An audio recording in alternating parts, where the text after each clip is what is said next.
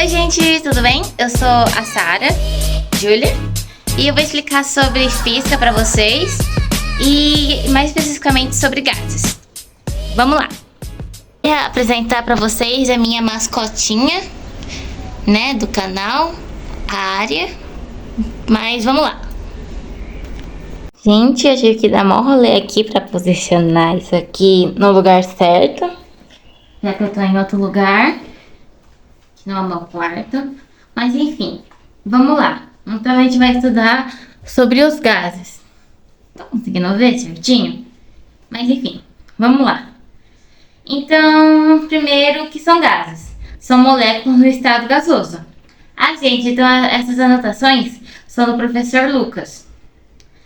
Então, o que são gases? Gases são moléculas no estado gasoso e tem grande afastamento, alta temperatura e alta energia. Gente, vocês lembram dos estados físicos? Que era sólido, líquido e gasoso? Então, aí tipo, no sólido, as partículas estão todas juntinhas, tipo, elas estão todas juntinhas, elas estão grudadas umas nas outras. Por quê? Porque elas têm pouca energia.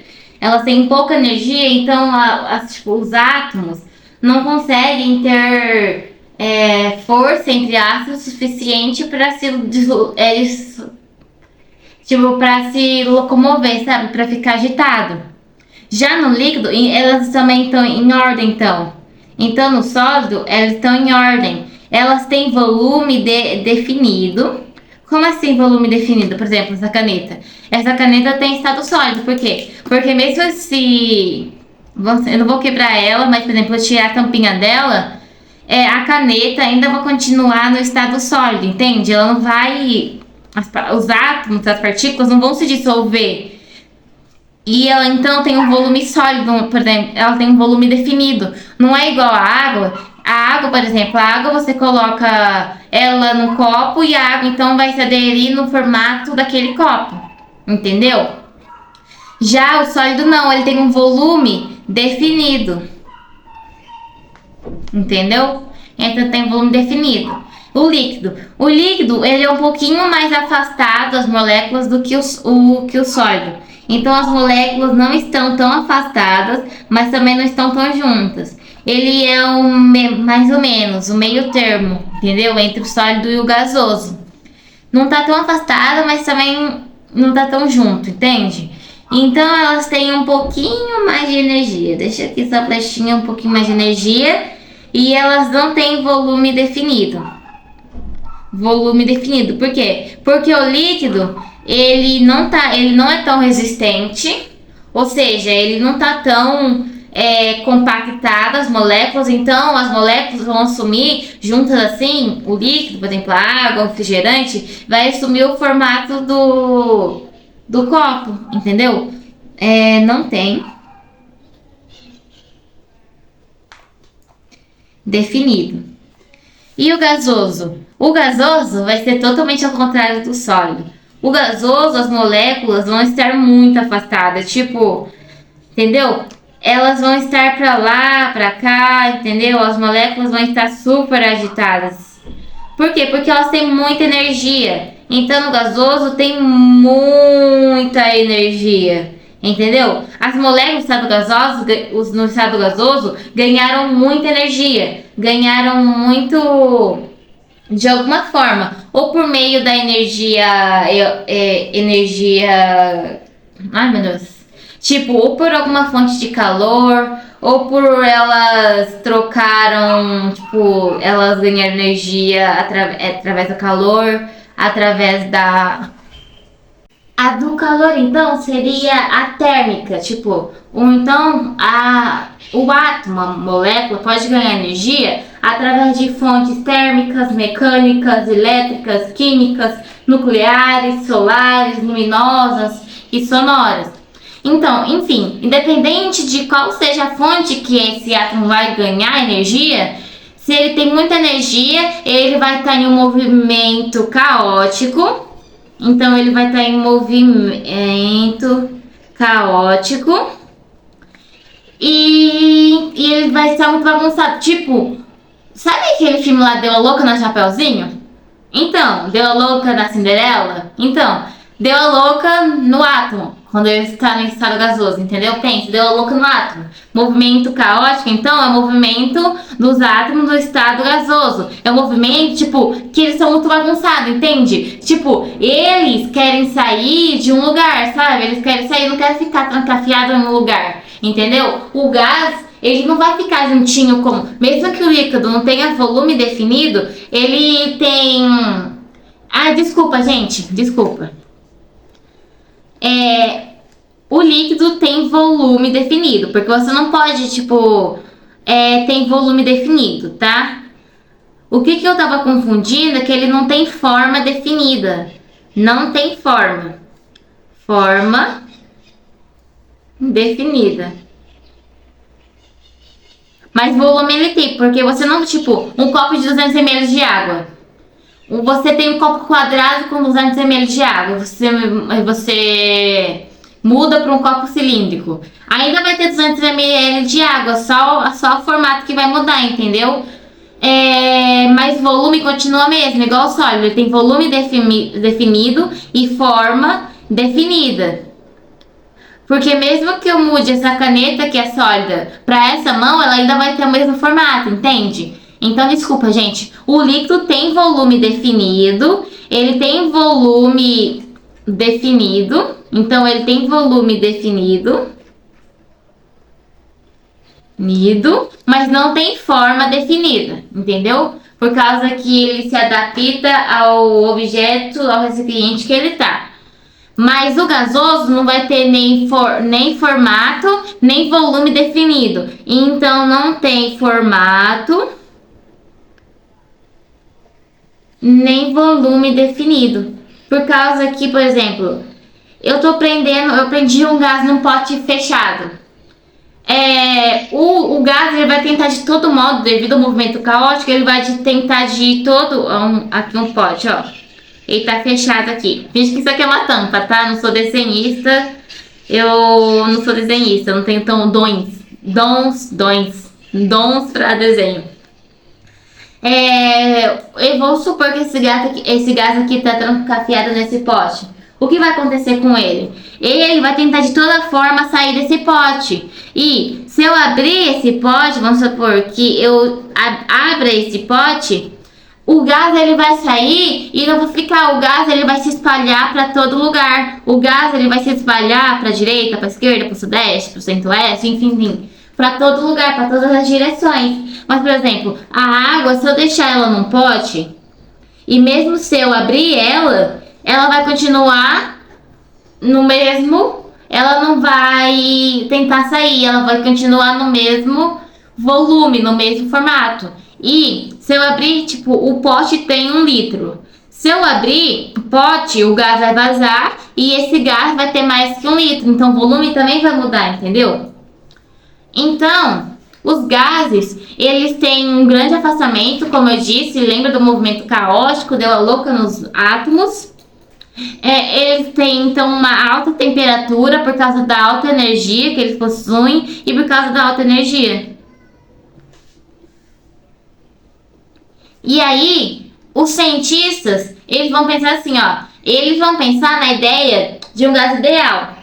Tipo, eles vão criar esse gás ideal, esse gás perfeito que não existe e vão tentar e vai comparar esse gás perfeito com outros gases. Então esse gás ideal ele vai ser feito como objeto de comparação para os gases da vida real, entendeu?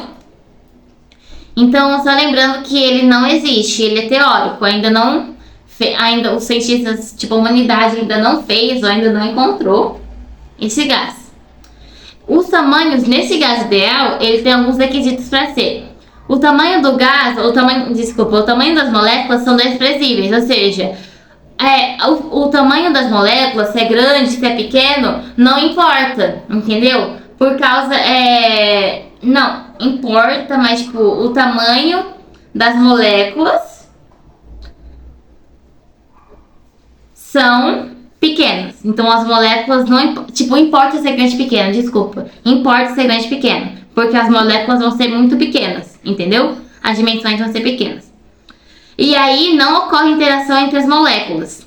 Gente, tipo, isso até agora, até o dia 7 de 3 de 2024, isso é utópico. Porque lembra que eu falei que as moléculas estão em todo momento em movimento, e por causa disso elas se chocam muito facilmente uma com a outra, dependendo do quanto de moléculas que tem. Então, aqui, elas não ocorre interação entre as moléculas sem nenhuma ligação, é muito difícil. Mas no gás perfeito não ocorre. Não ocorre perda de energia através de colisões. Porque, por exemplo, imagina que eu e você somos dois átomos. Duas moléculas. Eu estou correndo muito rápido, estou correndo a 40 km por hora e você está andando a 5 km por hora. Eu venho e bato em você.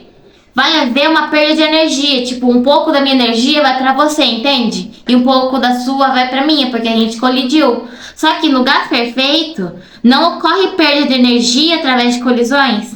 E também não é possível a volta para o estado líquido. Tipo, por causa que a temperatura desse gás perfeito é muito alta. A temperatura é tão alta que é impossível você voltar a seu estado líquido, entendeu? Lembra dos dois pontos de fusão e ebulição? Então, o ponto de ebulição é quando do líquido para o sólido. O estado de ebulição é tão pequeno e o gás perfeito está em temperatura tão alta que é impossível ele voltar para o estado de ebulição, entendeu? E é isso. Então, essas são as características dos gases perfeitos. Então, as moléculas são desprezíveis, as dimensões do tamanho das moléculas, não ocorre interação entre as moléculas, ligações. Lembra ligações metálicas, ligações tipo entre os átomos a metais e metais. Não ocorre.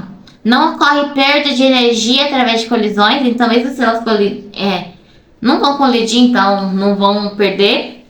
E não é possível a volta para o estado líquido porque elas estão em uma temperatura muito alta. E assim não dá para voltar para o estado líquido. A gente agora vai ver as variáveis gasosas. As variáveis gasosas, elas têm quantidade de matéria com a temperatura, volume e pressão. Então vamos lá pela quantidade de matéria. Quantidade de matéria, então, é a quantidade de matéria. Tô brincando. Quantidade de matéria, a letra que vai representar ela é o N. Então, como a gente pode ver, essa é a letra que representa a quantidade de matéria. Tipo, quando tiver N, por exemplo, numa fórmula, quer dizer que significa quantidade de matéria, tá? Quantidade de matéria. E aí, ela expressa, então, a quantidade de matéria, ela expressa o número de mols do gás presente no recipiente. Lembra que a gente estudou em química que mols é tipo a quantidade de átomos ou moléculas? É tipo dúzia. Quanto que é dúzia? É 12.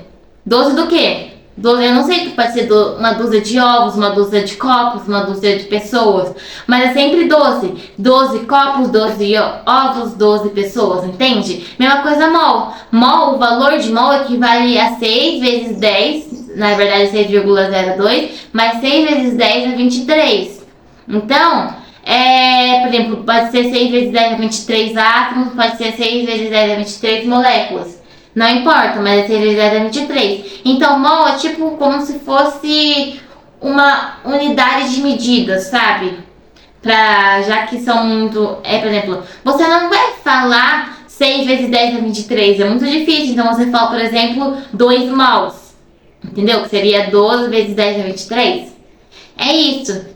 Então, expressa o número de mols do gás presente no recipiente. E como que você faz isso? Você vai pegar a quantidade de matéria, a massa, tipo, do gás que você está medindo, da massa, do conjunto de massa, por exemplo, 12 gramas de gás, tipo, alguma coisa assim, dividido pela massa molar. Que a massa molar, o exercício também vai te dar a massa molar. Então, vamos pro próximo. Por exemplo, aqui o professor fez um exemplo. como eu disse, 1 mol é igual a 6 vezes 10 a 23. Ah, gente, e um fluido é tudo que não tem forma definida. Então, vamos lá. O exemplo aqui, x, m igual a 16 gramas por mol. Vamos supor que seja o gás x. O elemento x do estado gasoso. A massa molar dele é de 16 gramas por mol. Sempre a massa molar vai estar expressa em grama por mol. É como se fosse a unidade dela. Qual a unidade de aceleração? Metros por segundo ao quadrado, não é? De velocidade, metros por segundo. Então, de massa molar, de massa molar é igual a grama por mol. Então, em 16 gramas de x, tem 1 mol de átomos. Vamos supor que x seja átomos. De átomos de x. Ou seja, em 16 gramas tem 6 vezes 10 a 23 átomos de x. É isso. E a massa disso tudo é 480 gramas. Quantos mols vão ter aqui? Quantos mols vão ter em 480 gramas? É fácil. É só você dividir. Você pode fazer x, né? Tipo, isso aqui é só uma versão, porque vamos supor que não tem essa fórmula. Então, ó, em mol e a massa, gramas. Em 1 mol tem 16 gramas. Em 480 gramas, quantos mols vão ter? Aí você faz x. Aí vai ficar que x é igual a 16x é igual a 480. X é igual a 480 dividido por 16, que é igual a massa que o exercício dá dividido pela massa molar. Então, essa fórmula aqui que o professor deu é só para facilitar, entende? Em vez de você fazer a conta, tipo, a regra de 3 na hora de quando você está fazendo exercício, você já decora essa fórmula e já faz ela direto, entende? Mas se você também esquecer, não tem problema. De qualquer forma, você vai conseguir chegar no mesmo resultado. Então, pela fórmula, que é Mzinho por Mzão, 480 por 16 vai dar 30 mols. Então, em 480 gramas tem 30 mols. Então, como que tem essa leitura? Lembra que é grama por mol? Então, em 480 gramas é como se for 16 gramas por 1 mol. Então, vai ser 480 gramas por 30 mols. É isso. Aí, temperatura. A gente pausa para beber água. Já bebeu água hoje? Então, pessoal, a gente agora vai para temperatura. Temperatura, não sei se vocês lembram, mas é diferente de calor. Então, temperatura aqui, ó. Temperatura é diferente de calor. Por que é diferente de calor? Porque, ó, temperatura é diferente de calor. Por quê? Porque a temperatura vai ser o nível que mede o nível de agitação das moléculas. Então, vai ser o grau de agitação das moléculas. Já o calor, ele vai ser a energia em movimento de um corpo para o outro. Então, temperatura é tipo o valor que mede a agitação das moléculas. Já o calor, ele é uma forma de energia, entendeu? Ele vai ser... As moléculas vão ganhar ele através das fontes térmicas ou das nucleares, entende? Então, essa vai ser a energia de um movimento para o corpo para o outro. Então, o calor, a energia, sempre que a energia está sempre em movimento. E o calor sempre vai de um corpo para o outro. Do corpo mais quente para o menos quente. De menor temperatura para menor temperatura, entendeu? Temperatura é o grau das moléculas. Agora a agitação das moléculas. E o calor é a energia térmica e ela está sempre em movimento do corpo que tem maior agitação de moléculas para o que tem menor agitação de moléculas. Então, de maior temperatura por menor temperatura. É assim, entendeu?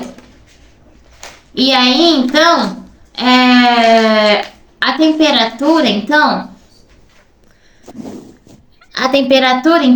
vai ser o grau, como eu disse, o grau de agitação das moléculas e a unidade, lembra do SI, o Sistema Internacional de Medidas? O Sistema Internacional de Medidas, ele foi tipo, fizeram os cientistas do mundo inteiro, fizeram eles e concordaram em ter unidades de medida internacionais. É tipo, unidades de medidas oficiais para cada medida. Entendeu? E, por exemplo, para o comprimento, para a distância, é o metro. É o metro. Para o volume, é o metro cúbico. Para a pressão, meu Deus. Para a pressão, é o pascal. E para a temperatura? Para a temperatura, é o Kelvin. Por que Kelvin? Porque Kelvin, por exemplo, Fahrenheit. Fahrenheit tem grau... Fahrenheit tem 100 graus Fahrenheit, tem menos 53 graus Fahrenheit. A mesma coisa que o Celsius. Celsius tem 200 graus Celsius. Tem menos 300 graus Celsius negativos. Então varia muito. E um grau Fahrenheit não é igual a um grau Celsius. Então, para eles padronizarem, eles pegaram Kelvin. Sendo que Kelvin não tem aquela bolinha que significa grau. Então, tipo, você fala o número 2 Kelvin. Não é 2 graus Kelvin. É só 2 Kelvin, porque ele é o sistema internacional, entendeu? Então, é só Kelvin. E também porque o Kelvin não tem temperaturas negativas. Não tem valores negativos. O menor valor do Kelvin é o 0 graus Kelvin. Tipo... o 0 graus, não, desculpa, acabei de falar, é o 0 Kelvin. Desculpa, gente, não é grau, é Kelvin. Eu falando, que hipocrisia, meu Deus, mas enfim, é 0 Kelvin. E o 0 Kelvin, ele é aproximadamente 273 graus Celsius. Tá, ele é 273 graus Celsius, entendeu? Então, como que você faz para uma temperatura transformar Celsius para Kelvin? Você soma, você pega os Celsius, por exemplo, 27 graus Celsius. Quanto que vai ser? Quantos Kelvins vão ser? Vão ser 27 mais 273, que dá quanto? 300 graus Kelvins. Então, é negativos, tá? O 0 Kelvin, ele corresponde a menos 273 graus Celsius. Por isso que o Kelvin é a unidade oficial da temperatura, porque não tem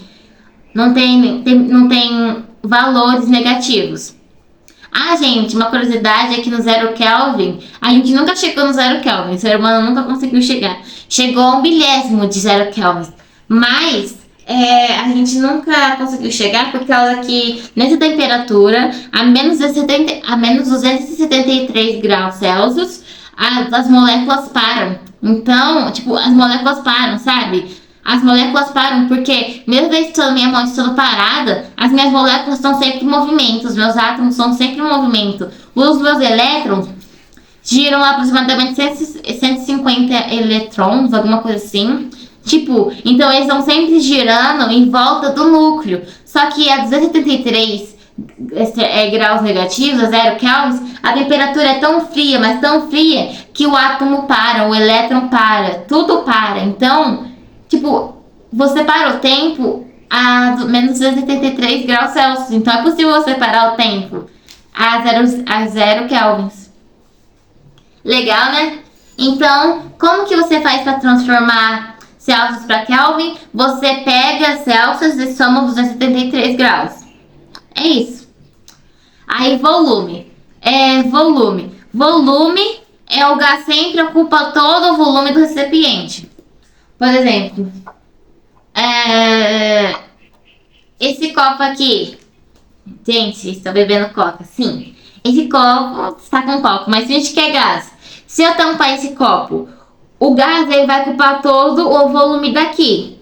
Mas se eu soltar, o gás vai se espalhar, o gás então vai se espalhar e o volume vai ser muito maior. Mas quando ele está dentro de um recipiente, o gás vai ocupar todo o volume do recipiente. Tá vendo esse líquido aqui? Esse mesmo volume, vamos supor que tenha 150 ml de coca em estado líquido. Esses 150 ml não ocupa todo o recipiente. Mesmo ele estando aberto, ele não vai ocupar todo o recipiente. Por quê? Porque é líquido. Ele não está em movimento, ele não está tojinho, ele não está compactado como no sólido, mas ele também não está tão livre em movimento caótico como o gasoso. Então, o líquido, mesmo que ele ocupe o formato, não tenha o formato, mas ele tem um volume definido. Já o gás, não. O volume dele vai ser o volume do recipiente. E se não tiver recipiente, o volume dele, então, vai ser, entre aspas, infinito, entende? Não vai dar para acumular volume. Então, se aqui tivesse gás e eu tampasse isso para o gás não sair, o volume do recipiente, o volume do gás seria o volume do copo. Vamos supor que tenha 500, caiba 500 ml aqui. Então vão ter 500 ml de gás aqui, entendeu? Então, e a unidade oficial, a unidade do Sistema Internacional de Medidas de Volume é o metro cúbico. Gente, o metro cúbico é igual a 1000 litros. Então vamos lá, pressão. Pressão, então, é a força realizada pelas moléculas gasosas nas paredes do recipiente. Vou pegar esse copo aqui de novo. Lembra que eu falei que as moléculas no estado sólido estão sempre em movimento caótico? Ou seja, eles estão batendo em todos os lugares, elas batem entre si? Então, as moléculas, vamos supor que aqui seja vocês não estão vendo, né? Mas vamos supor que aqui seja vocês estão conseguindo ver? Enfim, vamos supor que aqui tenha gás aqui dentro e esteja tampado. Esse pote aqui, esse copo. As moléculas de gás aqui dentro vão estar em movimento caótico, vão ocupar todo o volume desse copo e elas vão ficar batendo no vidro.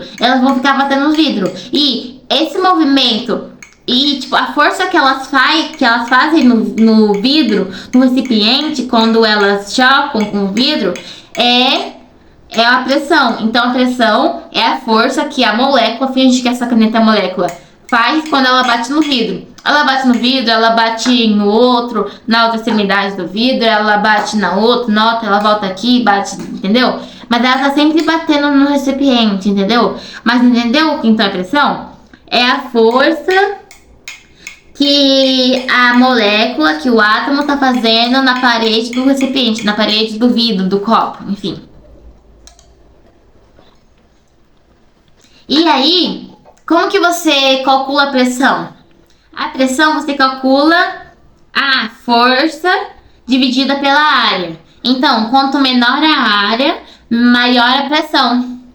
Entendeu? Quanto maior a área, maior a pressão. É isso. Não, desculpa. Quanto menor a área, menor a pressão. Porque, não sei se você já viu aquele experimento de encher uma bexiga e colocar ela em um monte de agulha. Tipo, por exemplo, umas 20 agulhas assim. Colocar então um balão em cima de 20 agulhas. O balão não vai estourar? Por que ele não estoura? Porque a pressão que as agulhas fazem vão ser diminuídas porque são várias agulhas. Então não tem um centro. Por exemplo, o balão ele não vai sentir um único centro, uma única força nele. Vão ser várias forças. Isso vai meio que equilibrar, entende? O balão. E aí ele não vai explodir. Mas se você colocar uma única agulha no balão, ele explode? Porque vai ser uma única agulha, uma única área. Então, uma área pequena espetando o balão. E aí a pressão vai ser muito grande, sendo que até o balão explode. E aí a unidade, aí tem várias unidades para pressão. Como... meu Deus... ATM, que é atmosfera, milímetro de mercúrio ou milímetro por mercúrio. E a unidade oficial é o Pascal. E tem outra unidade que é o Newton por metro ao quadrado. Ah, gente, só pra, por exemplo, como que transforma ATM para Pascal e para milímetros de mercúrio, milímetros de mercúrio? Um ATM, que é mesmo o Pascal sendo oficial, o mais usado é o ATM. Normalmente o exercício vai te dar em ATM, mesmo que a unidade oficial seja Pascal, vai se entender, né? Porque se ele te dá Celsius, para fazer a conta, você vai ter que transformar em Kelvin.